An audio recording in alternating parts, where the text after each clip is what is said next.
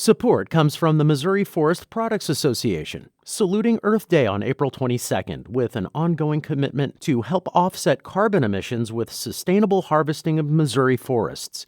Details at choosewood.com. And I think that we're seeing, the coronavirus pandemic has been paired with a loneliness pandemic. Suddenly, people weren't able to be physically present, to be part of the myriad of organizations that support their lives, and they were looking for other ways to be engaged. For all the problems caused by the coronavirus, it's also brought new possibilities. And I think that what's been happening with the coronavirus pandemic and what's been happening with organizations is really suddenly we also saw the potential for connection for people who couldn't make it to a 7 p.m. meeting or couldn't necessarily volunteer on Saturday morning, but who still wanted a way to be what we call a micro-volunteer. I'm Sarah Fensky. This is St. Louis on the Air.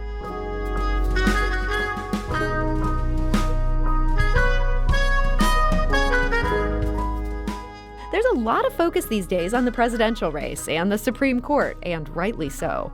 But Betsy Sinclair is more interested in what she calls little d democracy. She's a professor of political science at Washington University, and she's determined to make civic action on the local front not just easy, but fun and social. It all starts with an app that's called Magnify Your Voice, and she joins us today to talk about it. So Betsy Sinclair, welcome to the show. Thank you, Sarah. So when you talk about little d democracy, what do you mean by that? Little d democracy refers to the myriad of ways that we connect to build neighborhoods, communities, and local government. We're all part of different communities, religious communities, volunteer communities. And one of the things that makes the United States great is the way in which all of these different communities are supporting our local governments. Things like whether or not we go to a city council meeting, whether or not we donate to a food pantry, whether or not we are willing to complain about the pothole on our street. These are all deeply embedded in our long-standing tradition of civic engagement. So when I think about little d democracy, I'm thinking about nonprofits, schools, organizations, local governments, local businesses, that together we build community. So how can an app, talking about something virtual, begin to build this sort of community? That's a great question. When we think about building a community, I think it really matters how people are actually beginning to be engaged. And I think most of us, as we think about the organizations we're part of, we see all kinds of ways that we're being asked to be engaged in a digital space because of the pandemic in particular. Mm-hmm. And I think that the way that we have been successful with Magnify is that we build this private social networking platform that's rooted in organizational support. And with people having a way that's safe and secure, that ensure organizations maintain control of their data, and that users have a way to do both taking action and building connection, they are able, in fact, to meaningfully find projects that have resonance for them as they build their communities together. So give me an example of that. What's a project that has come through this app where they've ended up being able to achieve change? I'll give you one of our very first projects. So early on, there was an ash tree in the DeMun playground in the Clayton neighborhood that was slated for demolition as part of a park remodel. And a project went up on Magnify to keep the tree. And I think one of the experiences that I find that gives me so much hope, and I think is really different from the nationalization and the polarization narrative that we're hearing right now in the United States, is this is a case where government listened. So parents from around the neighborhood joined the project and wrote letters or made phone calls or sent emails to our local Parks and Rec department and our local alderwoman. And they listened, and they figured out a way to keep the tree. And I think two things with that story. One is it doesn't take very many voices to be heard. So there's long-standing academic research that documents it just takes a handful of voices to get a response from state or local government. And the second is that sincerity matters. So if you can reach out and make those contacts in a way that really has resonance for you, that isn't a scripted contact, but is a way you actually feel, people listen. And I think this is a great story where the neighborhood kept the tree, with 22 contacts to our local Parks and Recs department. And next thing you know, that people got what they wanted. So is this something like next door, except instead of just complaining to each other, we can organize together? Yes. So when we're talking about little d democracy and we're talking about the ways in which we engage, it's really the case that two things are super important. So one thing has to do with the fact that we have to build connection. And we all know that we're inspired by each other. Anyone who's survived junior high knows social pressure is real.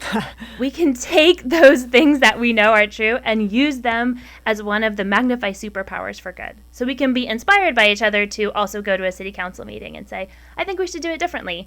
Or to say, I actually think we should have a blinking sign at this crosswalk, or these kinds of little engagements. And the second is that it has to be easy. And I think one of the silver linings of the pandemic, has never been easier to make your voice heard. Mm-hmm. Because we've seen all of these 7 p.m. city council meetings where it was so hard to go, especially with little kids, all of a sudden are figuring out ways to have a virtual presence. And so I think this is the time for this kind of digital engagement so that people can find connection and they can find an easy way to take action.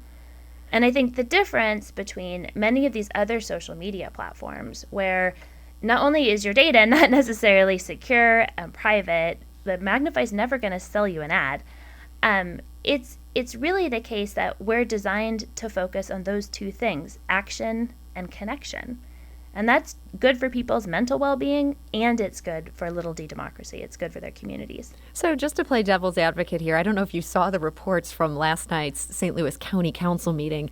They got like 2,300 public comments. If they read all these, which they apparently intend to do, they are going to be in session for 4 days just doing the public comment part of it. Do we really need more people to get involved when it seems like people are just really wound up about everything these days? Sarah, I think we do. And I think that I would say that's remarkable that people are taking time out of their day to tell the county council what they think.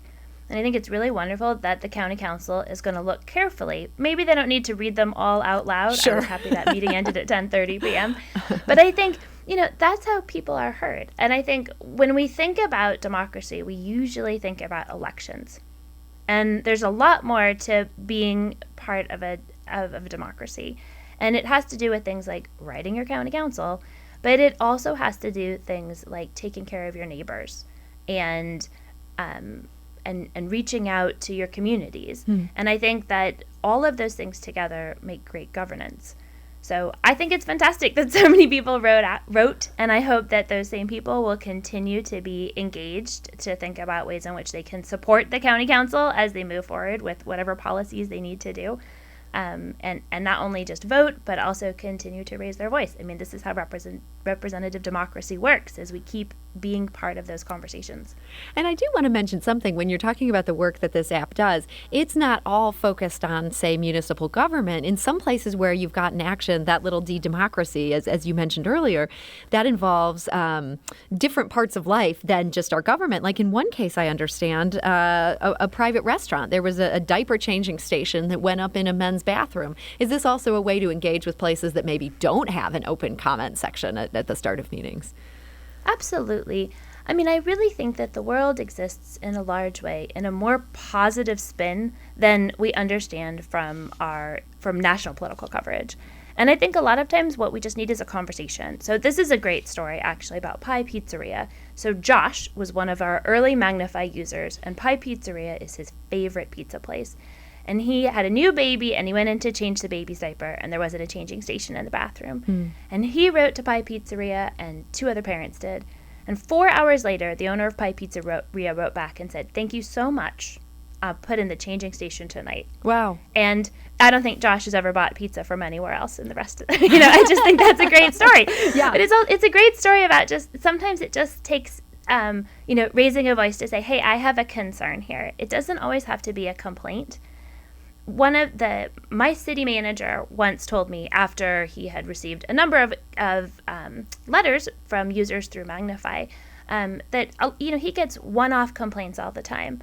And if he gets 2 complaints, oh, that suddenly starts to look like maybe there's an issue. But if he gets 3 people who have written sincere letters saying, hey, I'm worried about this, is there something you could do? That was something that merited a response. And the academic literature really says 22 voices in state government or lower, people will respond. Wow. That's also true for organizations. And I think I want to broaden our notion here of civic engagement, because I think we oftentimes think of civic engagement, as you said, with respect to government. And it's not just government. Like, civic engagement really involves building communities. So Magnify partners with organizations that range from schools to nonprofits to companies, and provides a space for those organizations to support their members in a way that is private, safe, and secure. And many of those projects do not involve writing to the local government. They involve things like participating in the employee wellness program, or doing job training, or doing advocacy work. And I think all of those kinds of projects, they build a kind of positive culture where we support each other. And I think that's the potential for this space. Well, you make a great case for this, and I understand it's not just you that feels this way. You launched in April of 2018. At this point, you have more than 4,000 members. When did you see this take off? That's pretty good for a fledgling app.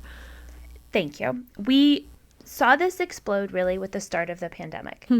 And I think that we're seeing, the coronavirus pandemic has been paired with a loneliness pandemic. Suddenly, people weren't able to be physically present, to be part of the myriad of organizations that support their lives. And they were looking for other ways to be engaged.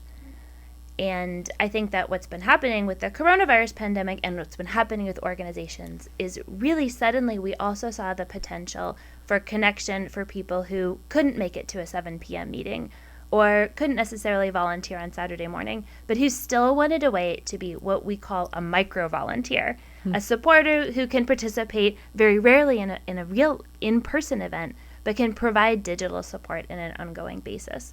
And so we have had tremendous success in terms of thinking about what successful engagement looks like. So right now, for example, at UT Austin, their Magnify group has over 1,000 users who've taken over 750 actions. Wow. And they've been only live for the past 6 weeks. So they've just really been going gangbusters at building a better community. That's awesome. So I'd be remiss if I didn't mention one last thing in the final minute or so we have here, and that's that it's not just about, doing these cool projects. You've also compared it to the Farmville of civic engagement. So for those who are more into gamesmanship, what's going on that front? That's right. So our app operates like a civic Fitbit. You earn points for participating. You track volunteer hours for future employers or applications.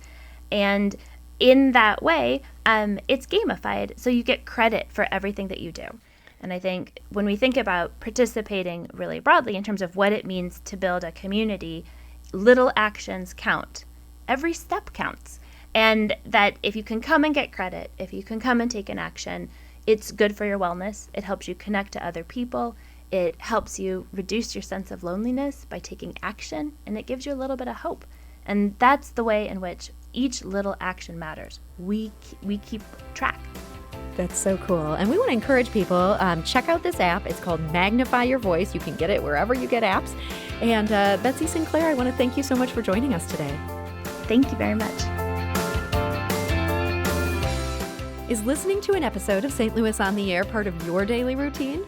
If so, suggest us to a friend you think might enjoy our conversations, and leave us a review and rating on Apple Podcasts on the App Store. It's the simplest way to help new people discover our show. Thank you.